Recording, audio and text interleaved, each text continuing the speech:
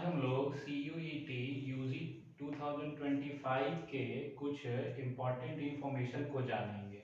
जैसे अगर बात किया जाए, सबसे पहले अगर बात करें कि हम लोग का एग्जामिनेशन का मोड क्या होगा, मीन्स कंप्यूटर पे होगा, कंप्यूटर बेस्ड टेस्ट होगा, CBT, है ना। अब पेपर और पेन के थ्रू जो है एग्जामिनेशन नहीं होगा, पहली बात।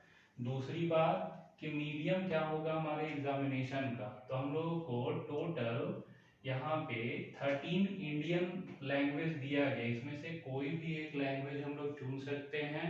अब तो जो लैंग्वेज चुनेंगे, अगर कोई इंग्लिश चुने तो इंग्लिश मीडियम में हमारे पेपर होंगे, हिंदी चुनेंगे तो हिंदी मीडियम में, और भी लैंग्वेज है Bengali, Gujarati, total 13 Indian language दिया गया है। इसमें से कोई भी एक लैंग्वेज हम लोग चुनेंगे जिसमें हमारा क्वेश्चन पेपर होगा। ये एग्जामिनेशन फॉर्म फिल करते समय ही चुनना है, बाद में इसको चेंज नहीं किया जाता है। तो दो बात हो गया। फिर देखा जाए तो हम लोगों को अब टोटल 37 सब्जेक्ट दिया गया है, जिसमें आपके लैंग्वेज जो है वो 13 है। अभी ऊपर में भी लैंग्वेज 13 हम लोग बात कर रहे थे, उसी में से वही 13 में से आपके पेपर के मीडियम भी चुनने हैं, और फिर आपके जो मेन लैंग्वेज सब्जेक्ट एक होगा एग्जामिनेशन में, आपको एक लैंग्वेज सब्जेक्ट भी चुनना है, वो भी कितना है, 13 है।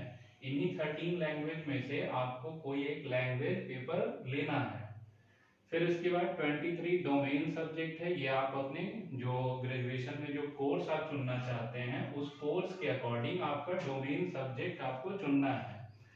फिर एक general test, general aptitude test होगा, इसमें करंट अफेयर, रीजनिंग, मैथ, ये सब क्वेश्चन होंगे।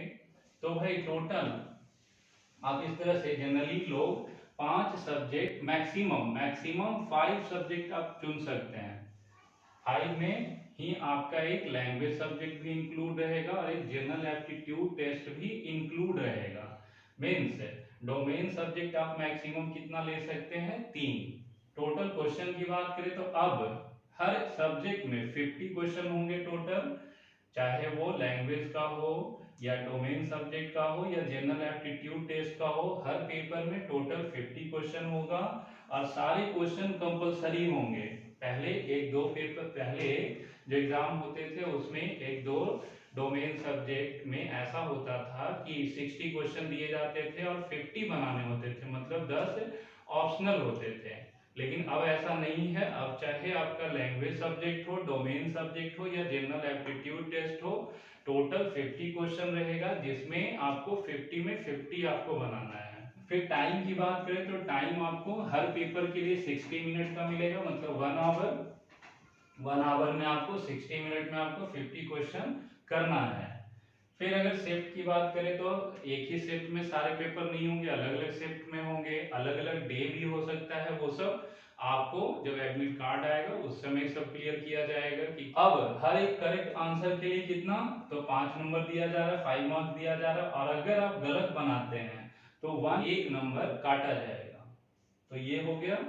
फिर आपके क्वेश्चन के टाइप कैसे होंगे, पैटर्न कैसा होगा क्वेश्चन पेपर का, तो एकदम क्लियर लिखा हुआ है, MCQ होगा, कोई सब्जेक्टिव नहीं होगा। सारे क्वेश्चन जो होंगे ऑब्जेक्टिव होंगे और ऑब्जेक्टिव में भी MCQ होंगे। सारे 4 ऑप्शंस रहेंगे हर एक क्वेश्चन में, उसमें जो करेक्ट ऑप्शन होगा उसको मार्क करना है।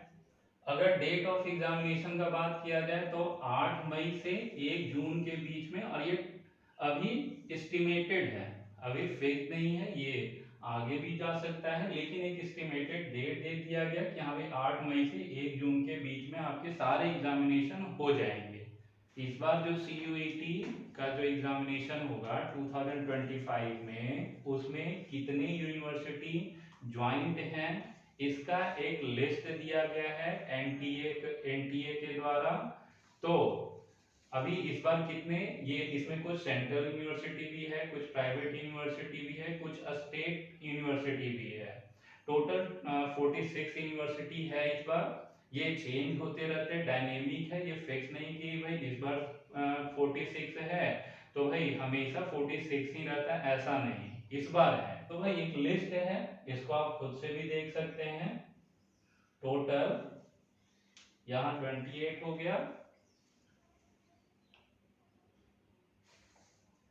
फिर ये हो गए कुछ यूनिवर्सिटी, टोटल 46 यूनिवर्सिटी के नेम दिए गए हैं। फिर इसके बाद अगर बात करें कि कौन कौन से सब्जेक्ट की बात, नंबर ऑफ सब्जेक्ट हम लोग ऊपर में कर चुके हैं 37 टोटल, जिसमें 13 लैंग्वेज सब्जेक्ट है, 23 डोमेन सब्जेक्ट है और एक जनरल एप्टीट्यूड टेस्ट है।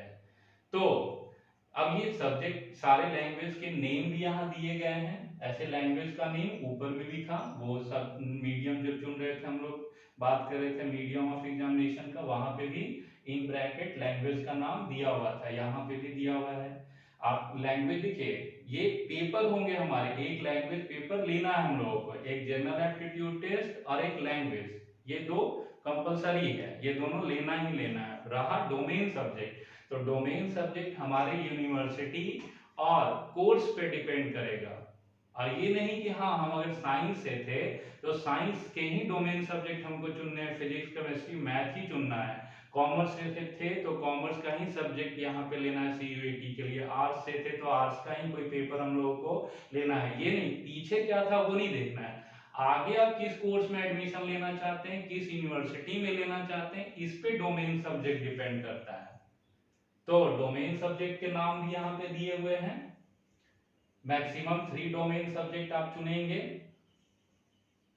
एक जनरल एप्टीट्यूड टेस्ट होगा, जनरल एप्टीट्यूड टेस्ट हो गया, लैंग्वेज हो गया, और मैक्सिमम 3 डोमेन सब्जेक्ट, ताकि मैक्सिमम 5 सब्जेक्ट आपका होगा, इससे ज्यादा आपको नहीं लेना है।